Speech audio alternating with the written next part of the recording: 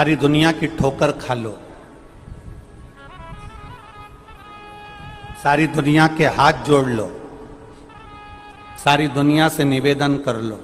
और उसके बाद भी तुम्हारी दुख की घड़ी समाप्त नहीं हो, तब प्रयास करना। तुम्हारे घर में कोई गमला हो, कोई पौधा लगा हो, जो भी पौधा लगा हो, हम ये नहीं कहेंगे कि वो गुलाब का है कि गेंदा का है कि शमी का है कि बेलपत्री का है। जो पौधा तुम्हारे घर में लगा, जो पौधा, एक प्रयास करना। अभी सावन चालू हुआ है,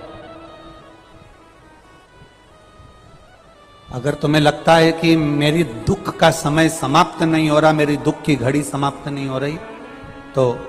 घर में रहने वाले जितने लोग आस्था चैनल पर कथा सुन रहे हैं, जितने फेसबुक यूट्यूब पर कथा सुन रहे हैं, और जितने पुष्कर राज की इस पावन धरा पर बैठकर कथा सुन रहे हैं, उनसे निवेदन करेंगे, श्रावण 2 सावन अब की बार हैं, एक अधिक मास का भी पड़ेगा और एक श्रावण ये पड़ेगा। ये जब 2 श्रावण पड़ते हैं तो इसमें हरि और हर का मिलन होता है, हरि और हर का मिलन, क्योंकि अधिक मास जो है वो भगवान पुरुषोत्तम का है, भगवान विष्णु का, और सावन के मध्य में अगर पड़ रहा है तो देवाधिदेव महादेव के साथ भगवान हरि का मिलन हुआ है, इसलिए इसको हरिहर श्रावण कहते हैं। ये 2 महीने के श्रावण में अगर मान लो एक दिन आपका निकल भी गया, 2 दिन आपके छूट भी गए, कोई दिक्कत की बात नहीं। जो पेड़ तुम्हारे यहां लगा हो, जो पौधा तुम्हारे यहां लगा हो, जो वृक्ष तुम्हारे यहां लगा हो, जो क्यारा तुम्हारे यहां हो, कुंडी तुम्हारे यहां हो, उसी की मिट्टी को, उसी के पेड़ के नीचे, उसी पौधे के नीचे, उस मिट्टी को थोड़ा सा हाथ से उसको उठाकर एक लिंग की आकृति बना लें। उसमें जलाधारी बनाने की जरूरत नहीं, केवल लिंग की आकृति बनाकर उसी की पूजन वहीं कर कर, पानी चढ़ाकर 15 से 20 मिनट बाद अपना काम करने के बाद उसी को उसी मिट्टी में विसर्जन कर दें, अपनी कामना कर कर। देवाधिदेव महादेव 2 महीने के बाद क्या देगा ये वही जान सकता है।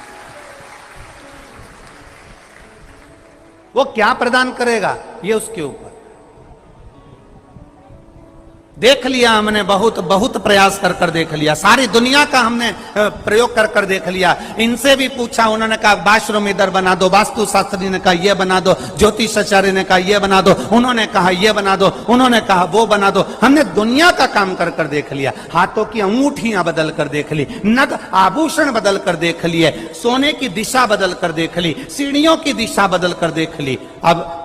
जब सारी दिशा बदल कर देख ली, सारा काम कर कर देख लिया, उसके बाद भी अगर हमारी ग्रह दशा नहीं सुधरे, हमने सबके दरवाजे जाकर देख लिया, देवी देवता उनके भी धोख धोख के देख लिया, पर जब भी अगर हमारी दशा ना सुधरे तो फिर कहीं मत जाना, महादेव के चरणों में जाकर बस उसकी आराधना में लग जाना, फिर वो संभाल लेगा। जितने लोग कुबेरेश्वर धाम पर आते हैं, हम उनसे कहते हैं कभी भी यहां पर आकर ये मत कहना कि मेरी गाड़ी, मेरा बंगला, मेरी जमीन, मेरी जायदाद। यहां तो झोली भी अगर खाली लाओ, 25 साल, 30 साल, 40 साल भी अगर शादी को हो गए और औलाद नहीं हुई है, तो उसके दरवाजे पर जाकर कहना, कथा सुनते सुनते उसके 7 दिन की कथा में कंकर शंकर का स्पर्श रोज कर कर अपने गर्भ को लगाते हुए कहना, तेरी कथा सुन रही हूं, मैंने सुना है तू सबकी गोदी भर देता है, मेरी शादी को 30 साल हो गए, झोली तो तू ही भरेगा, मुझे विश्वास है खाली नहीं लौटाएगा, और वो देकर ही भेजता है, देकर। अगर कोई जिंदगी में आने के बाद अगर 1000 अश्वमेध यज्ञ भी नहीं कर पाता, पृथ्वी पर आने के बाद में अगर मान लो कि हमने 1000 अश्वमेध यज्ञ नहीं करे, 1000 अश्वमेध यज्ञ को हम नहीं कर पाए, तो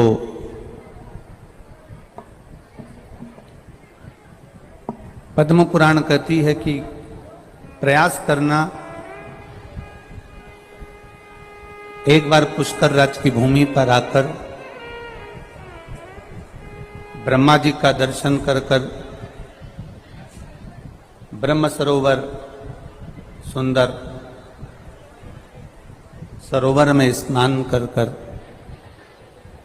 भगवान की अविरल भक्ति को धारण करने का प्रयास करना। 1000 अश्वमेध यज्ञ के बराबर पुण्य ये पुष्कर राज की भूमि दे देती है, तीर्थों के गुरु की भूमि दे देती है।